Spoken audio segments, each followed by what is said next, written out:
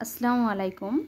আমার দ্বাদশ শ্রেণীর ছাত্রছাত্রীরা তোমাদের জয়দেব সরকিলের লেখা অর্থনীতি বইটির মার্কস 1-এর যে অনুশীলনী প্রশ্নগুলি আছে তার সমাধান এই ভিডিওর মাধ্যমে দেওয়া হলো। পঞ্চম অধ্যায় উৎপাদন ব্যয়।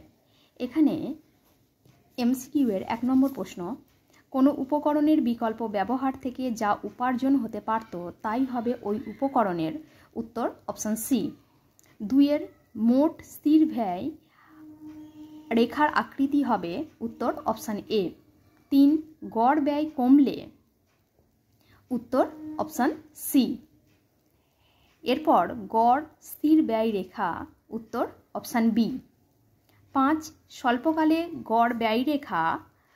উত্তর অপশান এ ইউ আকৃতির হয়। এরপরে প্রশ্ন 6 নম্বর, গড় ব্যয়ের নিম্নতম বিন্দুতে।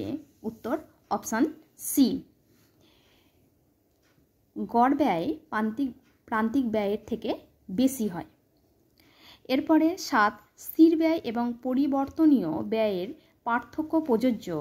উত্তর অপশান এ শুধু স্বল্পকালে। এরপরে 8 নম্বর, এমসি রেখা যখন এসি রেখার থেকে কম হয় অর্থাৎ ছোট হয় তখন এসি রেখা হবে। উত্তর অপশান বি ঊর্ধ্বমুখী। 9 গড় ব্যয় বাড়লে প্রান্তিক ব্যয়। Option C.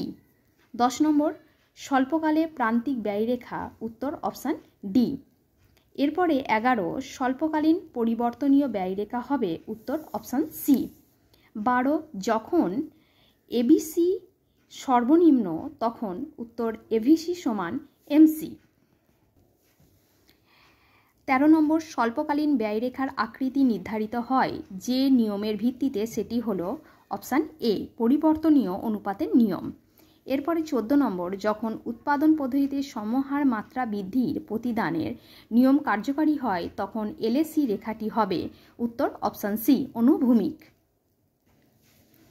এরপরে 15 নম্বর প্রশ্ন, যদি উৎপাদন পদ্ধতিতে সকল সময়েই সমহার মাত্রা বৃদ্ধির প্রতিদানের নিয়ম কার্যকরী হয় তাহলে দীর্ঘকালীন মোট ব্যয়রেখা হবে। উত্তর অপশান ডি। 16 নম্বর প্রশ্ন, স্বল্পকালীন রেখার বহিঃস্পর্শক থেকে পাওয়া যায়। উত্তর অপশান এ এলএসি রেখা। এরপরে 17 নম্বর, কোন রেখাটির আকৃতি হবে আয়তক্ষেত্রিক পরাবৃত্ত। উত্তর অপশান বি এএফসি।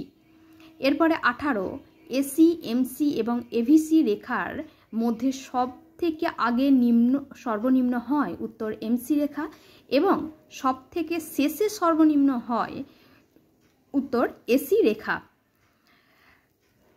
এখানে উত্তর অপশান বি। 19 নম্বর প্রশ্ন, টিসি রেখা এবং টিভিসি রেখার মধ্যে উলম্ব দূরত্ব। উত্তর অপশান সি সর্বদা সমান থাকে। 20 এসি রেখা এবং এভিসি রেখার মধ্যে উলম্ব দূরত্ব। উত্তর অপশান বি ক্রমাগত কমে। ভিডিওটি ভালো লাগলে লাইক এবং বন্ধুদের মাঝে শেয়ার করে দিও।